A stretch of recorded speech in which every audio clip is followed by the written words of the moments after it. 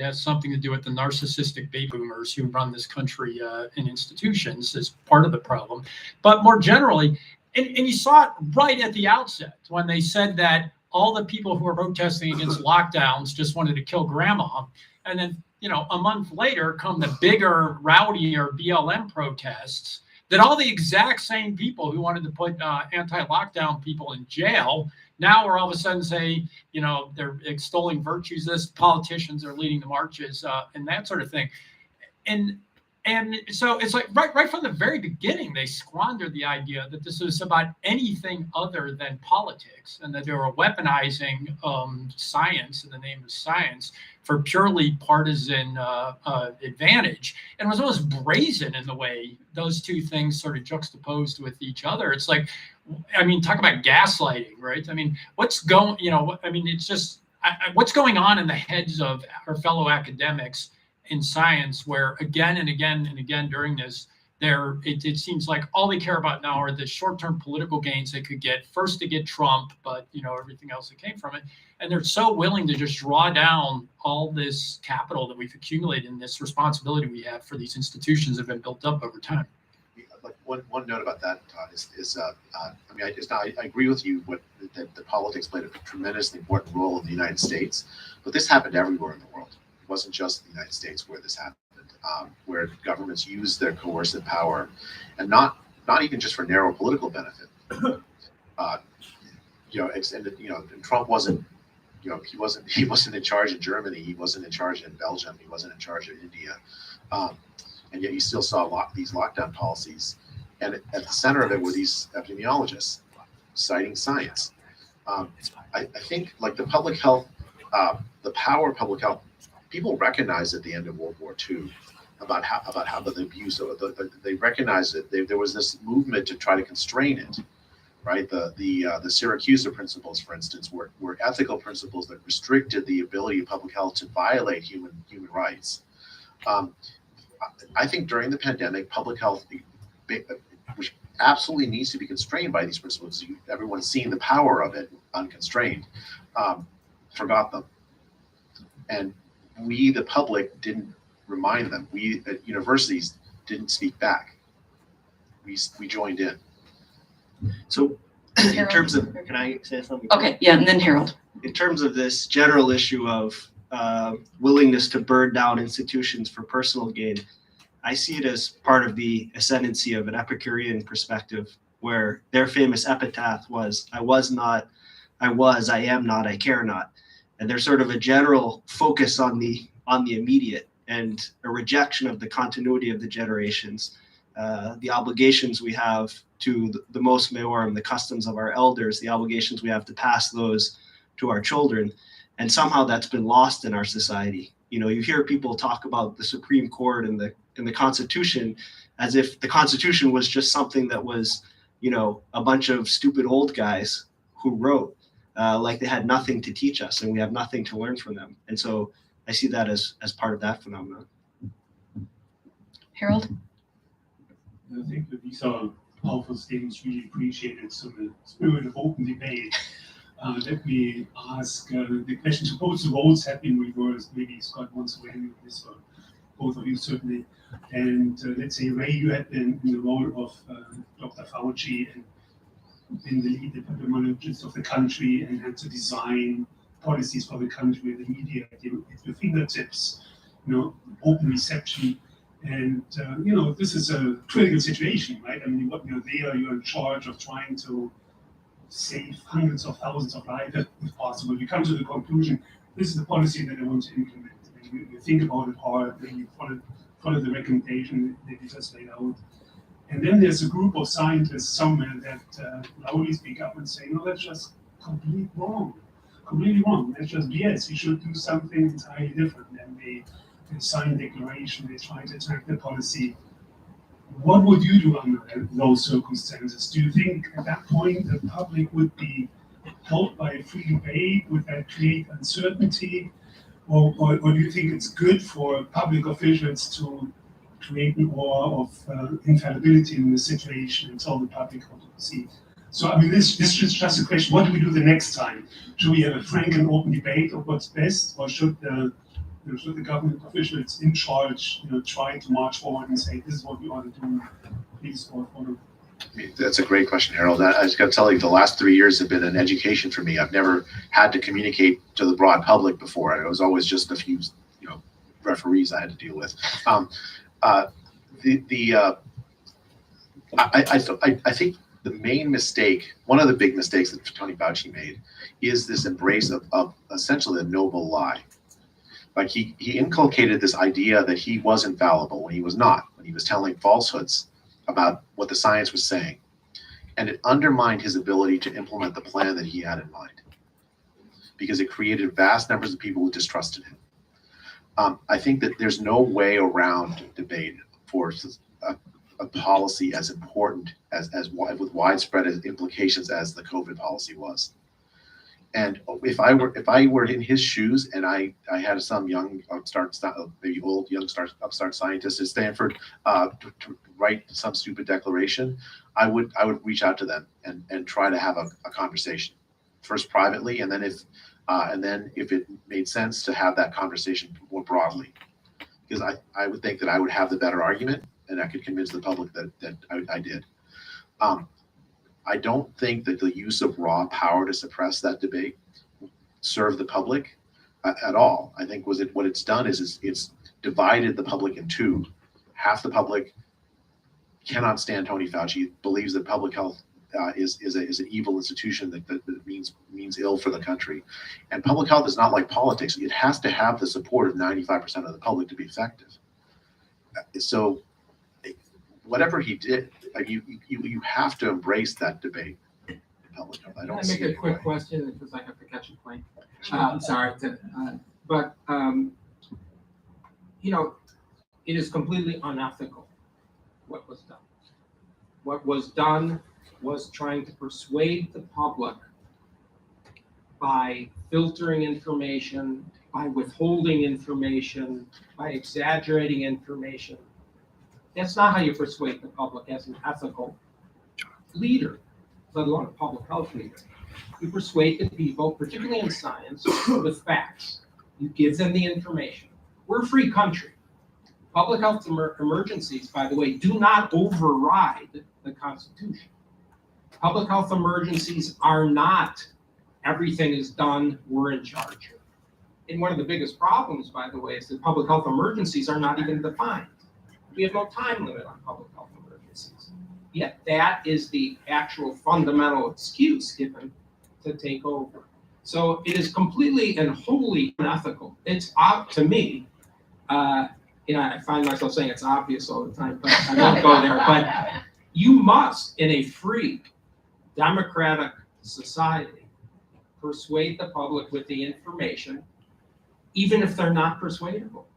That's just too bad. Then you didn't do your job.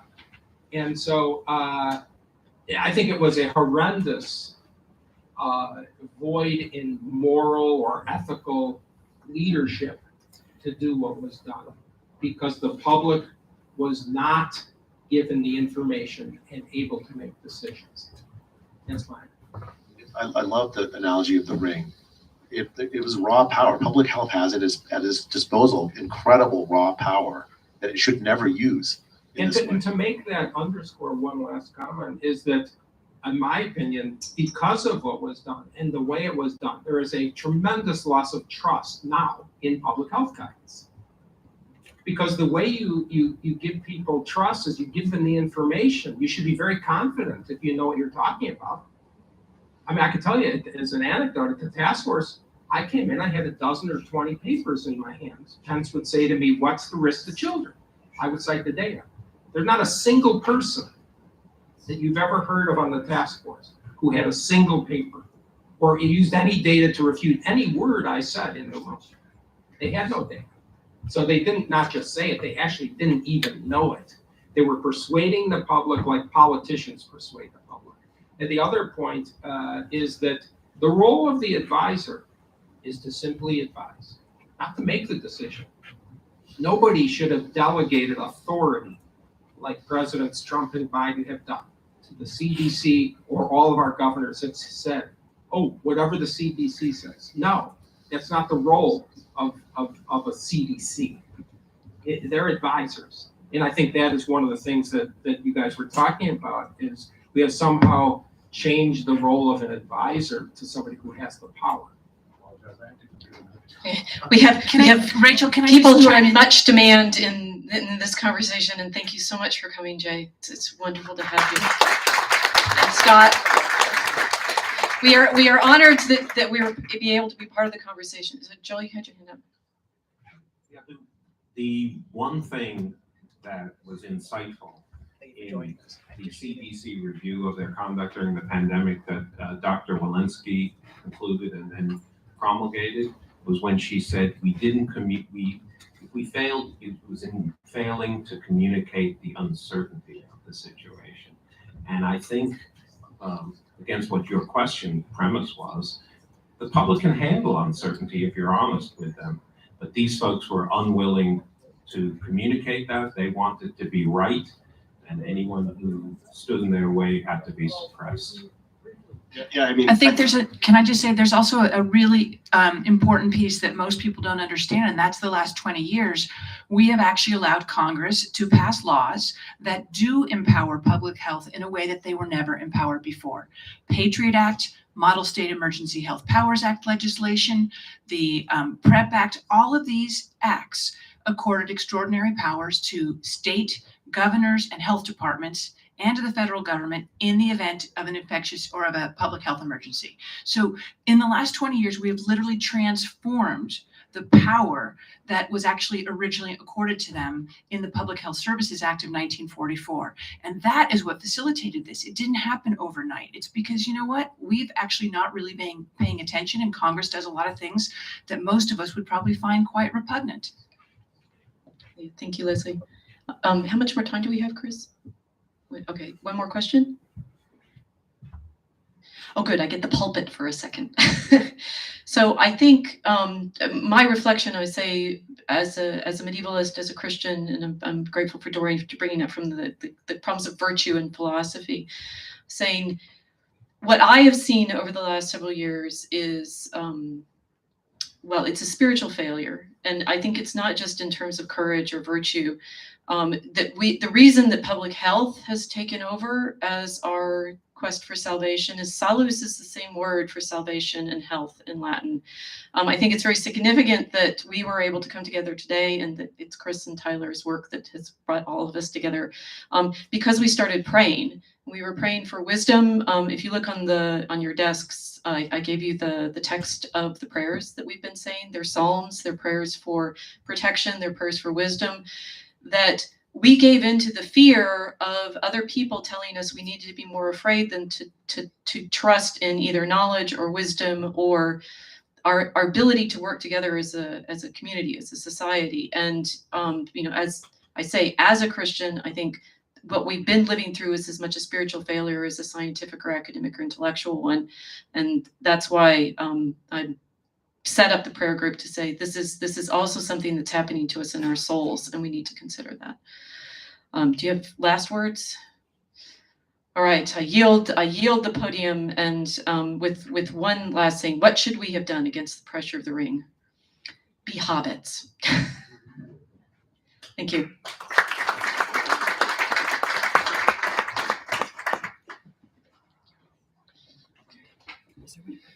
Well, thank you to those who presented. At this moment, we're going to take a break. On the floor below us, we've got some snacks for you to take up as well as you can, and to speak with others and to meet people. So we're going to have a little break in the programming now. Thank you so much.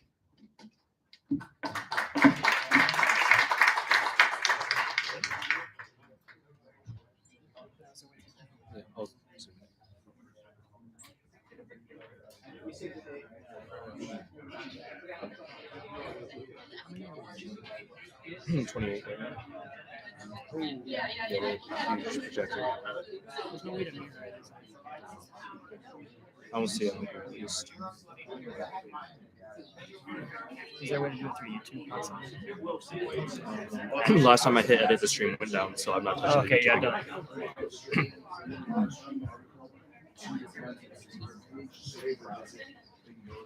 I'm trying to keep that projector out of the. How about you zoom in on?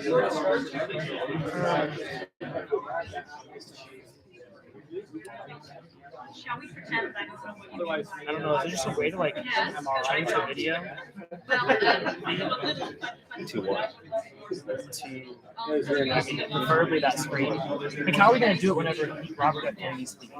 Yeah, because he told us originally that we could have this on the screen too.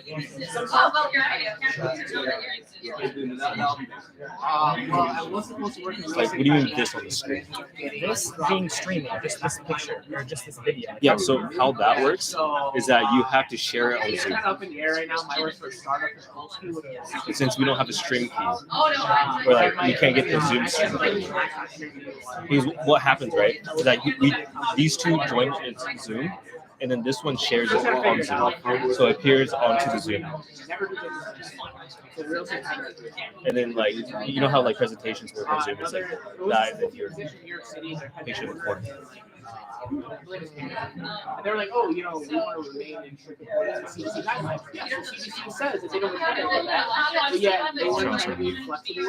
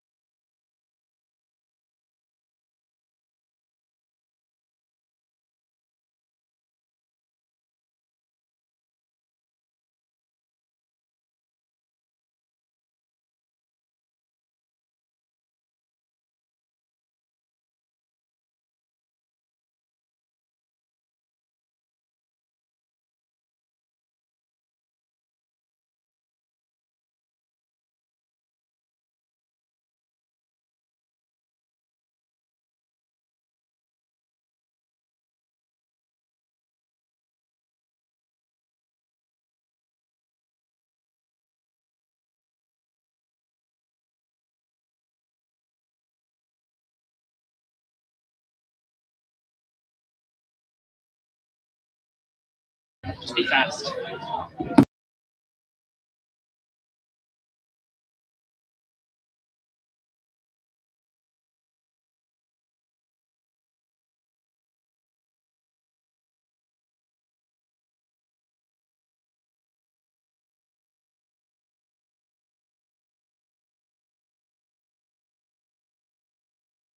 Everybody, thank you so much for taking that break with us. We're going to be starting our next panel here. So our next panel will be moderated by Leslie Manoukian. This panel will be entitled Academia's Losses at the Hands of COVID Mandates.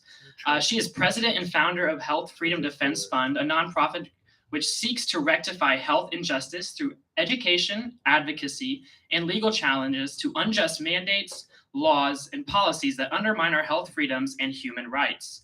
Under her leadership, Health Freedom Defense Fund has sued the government and private businesses, overturning medical mandates such as the federal travel mask mandate.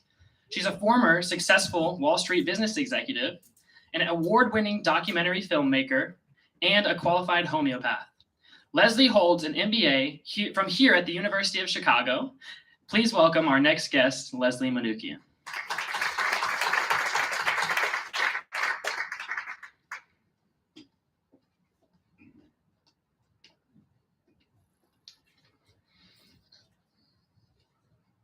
Thank you, Tyler. A lot of speeches up here left over. I'm going to move those aside.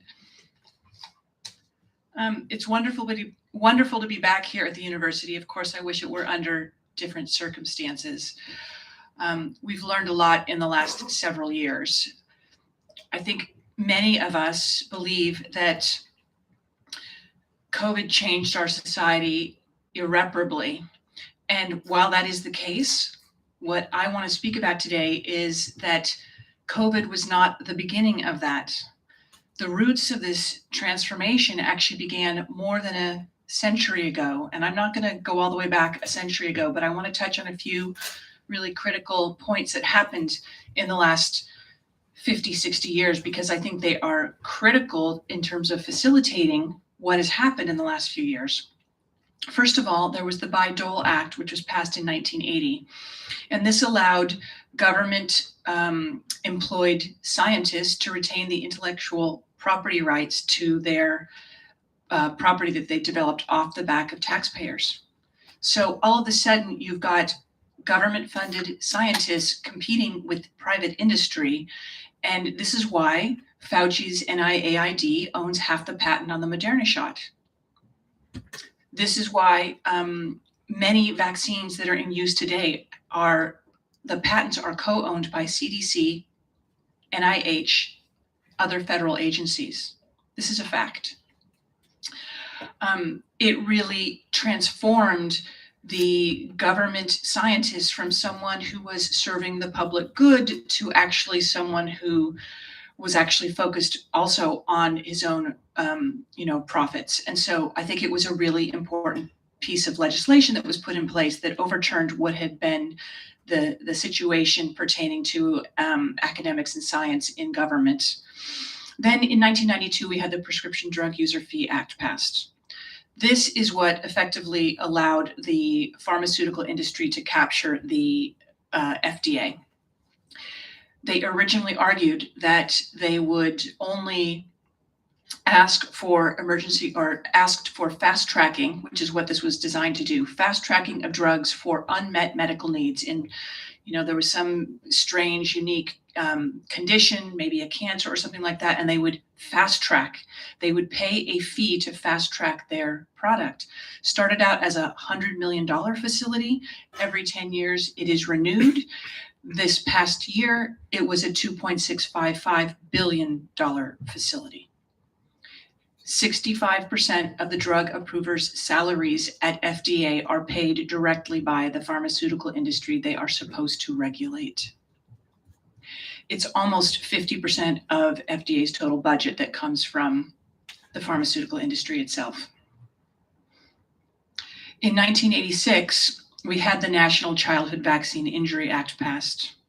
So in the late 70s and early 1980s, thousands of families had children injured and sometimes even killed by the DPT shot that was being administered back then.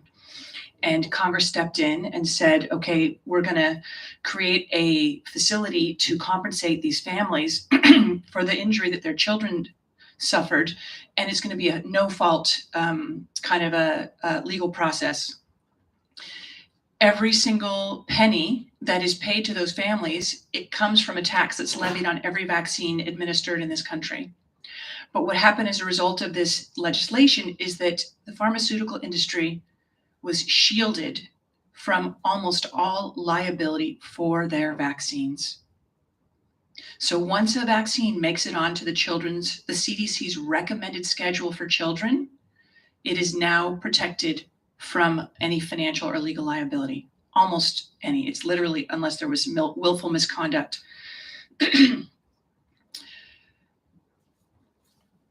We then had, I believe it was in the early 2000s, the repeal of the direct-to-consumer marketing ban in the United States, which meant that pharmaceutical companies, I actually lived in London for 10 years and I moved home and I remember turning on the television in late 2005 and thinking to myself, what in the heck's going on? You know, I mean, you could have this, blah, blah, blah, blah, right? You know, you had, it was crazy. It was just something that happened and that really transformed our society overnight. All of a sudden, every single person, every television viewer was a potential patient. Only 2 countries allow this, New Zealand and the United States. Then we have the 2000s. After 9/11, we had the Patriot Act passed, which, as we all know, legalized surveillance of Americans who were not guilty or even suspected of doing anything. And we went along with it for our safety, of course. 2 weeks after the Patriot Act was signed, the Model State Emergency Health Powers Act legislation was introduced. I mentioned this in my comment earlier, but this was extraordinary model legislation, which has now been passed in whole or in part in 43 states, last I checked. This legislation accords extraordinary powers to state governors and health departments. Literally, they have almost dictatorial power in the event of a public health emergency declaration. Who would have thought in 2001 that we would ever need those governors or state health departments to have that power? But in 2020, it sure came in handy. In 2005, we had the PrEP Act. The PrEP Act is what put in place the provision for emergency use authorized products and, most importantly, medical countermeasures. When a medical countermeasure is produced by the private sector, under a PrEP Act declaration, the manufacturer of those products has no liability. The tests, the masks, and the shots were all covered by the PrEP Act liability shield. If you think back over the last 20 years, those of us who are a little bit older than the college students, we will all remember, I don't know, in my youth, I don't remember ever there being disease outbreaks, but in the last 20 years, it's like there's a new one every 2 or 3 years. You know, we've had SARS-1, we've had avian flu, we've had swine flu, we've had Ebola, we've had Zika, we've had MERS, we've had, you get the idea. What happened to create what happened to make the world so dangerous? I guess is the real question. Really? Did all of a sudden get so much more dangerous? We're supposedly at the pinnacle of human existence, and yet all of a sudden there's all these crazy disease outbreaks, supposedly. What I'm trying to explain is that there was a very, very different kind of backdrop in the last 20 years, which actually got us to 2020 and facilitated the draconian measures that we saw. From my personal experience, I will just tell you that I made an award-winning documentary on vaccines called The Greater Good. And we were told by the chief programmer at Sundance that they wanted our film in the Sundance schedule, only to be told that her hands were tied and she was prohibited from screening it. The New York Times did a massive smear piece on us when the film came out, which of course is still on the web today. And it was unbelievably disingenuous and designed to do nothing but undermine our credibility and the reach and impact of the film. In, I believe it was 2018, Congressman Adam Schiff wrote to Amazon, YouTube, Google, and all of the big tech companies and requested that any material that questioned the official narrative on vaccines be removed. Bezos, was it 2019? Bezos complied and took our film off the Prime streaming service where it had been for about 4 years. It's truly shocking, but for those of us who haven't been involved in the health freedom arena, some would say wars for a long time, you wouldn't know that this has been going on, but it's been going on for decades. Physicians who speak out lose their, get attacked. Scientists who conduct studies finding that there are adverse reactions to a shot or the ingredients in the shot lose their funding. And who is the primary source of funding in the world today for scientific research? The NIH. Not just government, the NIH. We're talking $40 to $50 billion annually. So, you know, the messaging to us and to the world could not have been more clear. Anyone who speaks up is a threat. They are a menace. They are potentially dangerous, maybe even deadly. And it was this reaction to the crisis that I have been asked to address on the more human level. And the first thing I want to do is just talk very, very briefly about what I think the big impact on academia was, or what their losses were, because I think that they are clearly not financial because they benefited. They took untold amounts of money from not only the pharmaceutical industry leading up to and during, and the government, but then they also took all of the relief funds, which amount to, as we all know, billions, in fact, trillions of dollars. But I really wonder if this was just a genuine reaction, why was it so global? And why were those countries that deviated from the dictated policy response, like Sweden, pilloried, demeaned, smeared, even though they were right? Same for African countries that dissented. You know, we've all talked about this already. I guess my Rachel spoke about this, and so have doctors Bhattacharya and Atlas, that universities are supposed to be, the bastion of discourse, of debate, of exploring ideas and freedom. And while there were financial impacts from everything that happened, I think the biggest impact was credibility. Because how many of us who are parents of college students actually want our kids to go to these kinds of universities anymore? They have, I believe, in some ways, seriously sullied their reputations. We're not paying for our students to come here so that they can do some expensive online schooling, but that's what they had actually relegated themselves to in some ways. So to me, the biggest issue that academia has lost is the trust, their image, their reputations.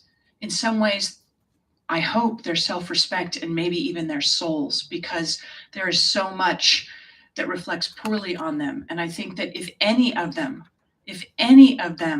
had actually dared in the last 6 months to a year and a half to step forward and say, we made a mistake and we are sorry and we want to rectify this, I would eat all the words I've just said. But that hasn't happened. And until it does, I'm going to stick to my contention that this was more than an oversight or a mistake, and that academia has truly, potentially, irreparably suffered damage that we will only see unfold over the coming years. And what about the students? The students lost everything. Of course, we send our children to these elite institutions because we want them to be educated, because we want them to learn from some of the brightest minds on the planet. But we also send them here so that they will share that experience, that lived experience, with their classmates. They will challenge one another. They come from all different racial, socioeconomic, geographical, and national backgrounds, and they gain so much from that. but they were told that you are a threat to one another, that you should cover your faces, your smiles, all the ways that we generally communicate with one another. They were told if you don't get this shot, that you should cower in the corner and submit to daily or weekly testing, depending on where you were. At the University of Chicago, if a student tested positive, they were transmitted by ambulance to serve out their quarantine sentence at a facility called Stony Island. Literally. At Stanford, the kids were locked in their dorms for 2 weeks if they tested positive. And in both of these instances, they were delivered food outside their door, which they were allowed to open so they could take their food in. And that was it. This is barbarism. This is not academia. This is not about truth or science, because these students had virtually zero risk.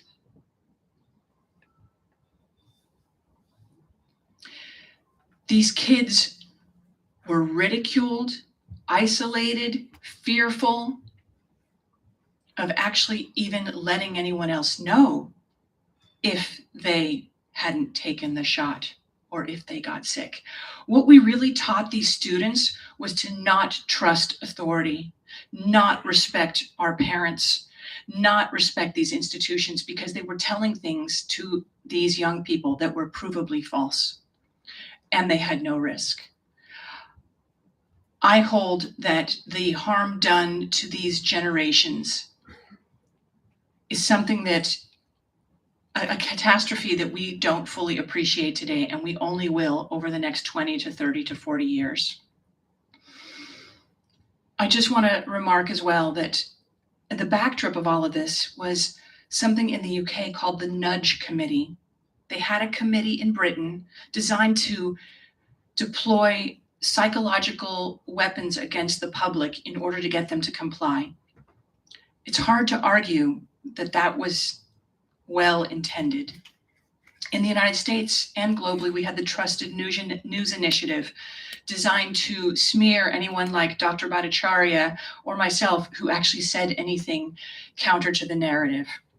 I'm sharing all this because I think it's so important to really connect all the dots and understand it's been going on for a long time, and that there was another aspect to this that wasn't just an incorrect reaction.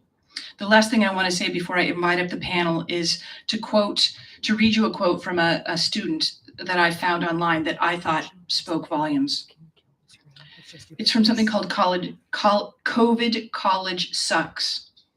COVID college sucks because we have gone from coming back to our Bronco home, living our best lives, to shuffling very fast to class, back to our dorms, hoping we didn't expose ourselves to COVID-19.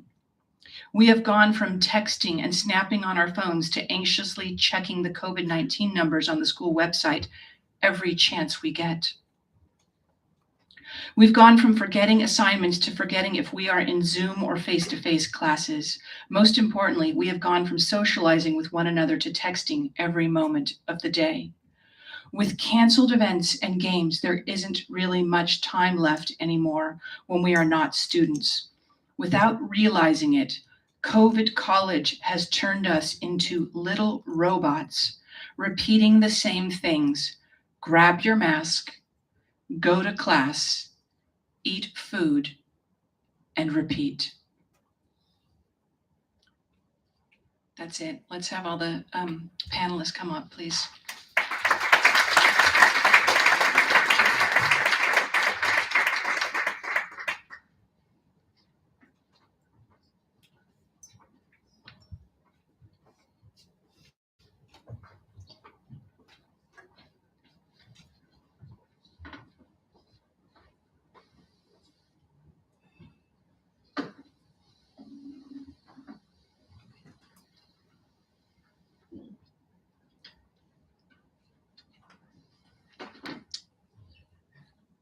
So I think each of you are going to introduce yourselves. Is that correct? That's what I was told. Is that what we're going to do? I don't have any, isn't that what you wanted, Chris? I think that's what I was told. So why don't we start here with you, Mr. Zimberg, Dr. Zimberg. Good afternoon. My name is Joel Zinberg. I'm a recovering surgeon from New York City. I also have a legal background. I was privileged to work with this man to my right, Casey Mulligan, at the Council of Economic Advisors as general counsel and a senior economist for 2 years. We may get into some of the things Casey and I actually were involved in there, but after leaving government, I'm now a senior fellow at the Competitive Enterprise Institute, and I am the director of the Paragon Health Institute's initiative on public health and American well-being.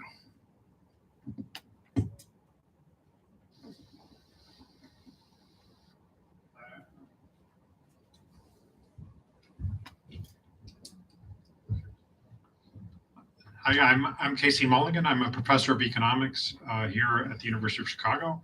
We also have, Tom Phillips and I have a health initiative on choice and competition in healthcare that we run, studying a lot of issues about medical innovation, but especially COVID issues. Hi, I'm John Burge. I'm in the Booth School of Business here at the University of Chicago. And I work in operations research, which is the science of optimal decision making. And I guess I'll be commenting on that. Good afternoon, everybody. I'm not a professor. I'm a third year. My name's Arthur Long. I'm a third year here at the university studying history, and I play defensive end on the Chicago Maroons football team. Thanks, everybody. I kind of want to start with you, Arthur. I would like it if you would actually share a little bit about your story, what happened to you, because I think it sets the perfect backdrop for us to talk about the human impact of these policies over the last few years. Thank you, Leslie. So first off, thank you, Christopher, Tyler, Professor Fulton Brown, and Dr. Atlas for putting the symposium together. And thank you to all the professors, doctors, and lawyers that are here that fought for us when nobody would. And lastly, thank you to my peers here, my friends, the Chicago Thinker, for standing tall with me when it was not popular to do so.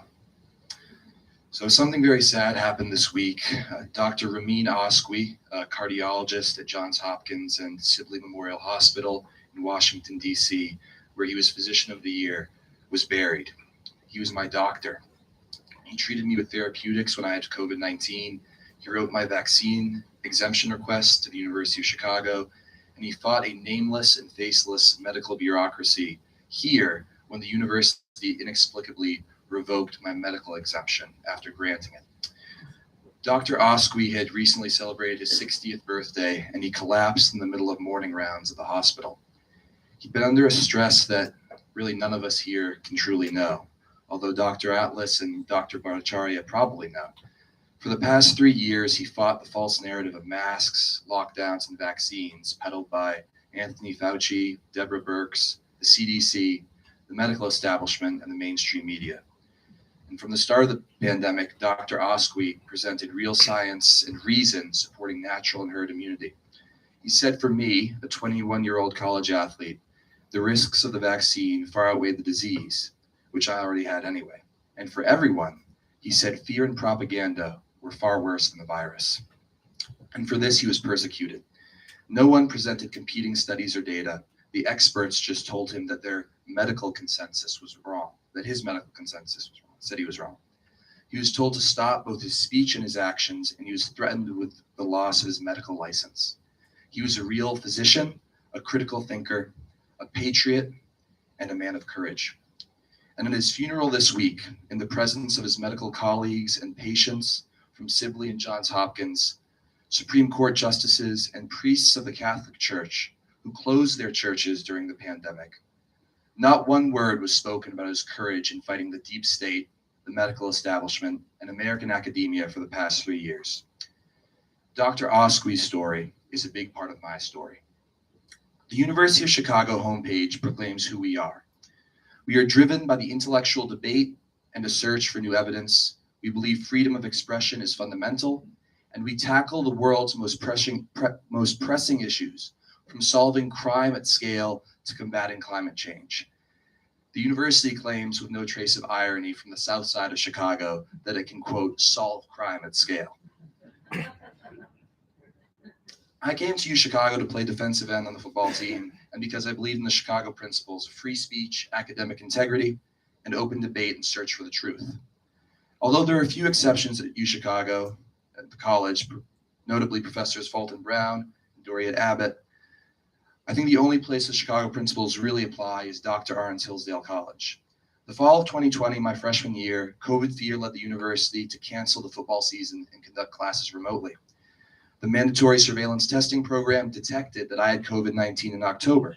I was forced into isolation housing, where, as Leslie touched on, I was not allowed to even walk out of my room into the hallway to receive meals. They were delivered as they are to prisoners in solitary confinement. University-wide emails pushed fear and demanded compliance. They read, quote, "Remember, even if no one you know is tested positive, the risk is real and ongoing. You must continue all public health precautions. The last thing anyone wants is for you to end up in a 14-day quarantine again or in isolation as a positive COVID-19 case." They also read, quote, "We know some students violated the city's quarantine order and they have been removed from on-campus housing.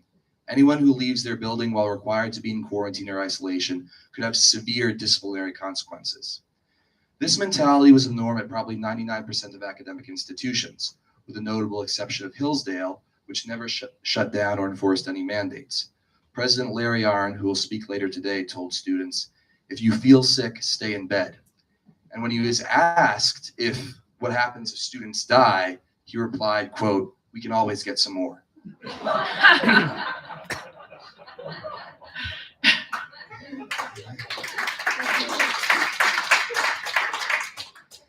Now, Dr. Arndt's humor is as great as the truth it sprang from, the Western intellectual tradition of critical thinking and courage to tell the truth.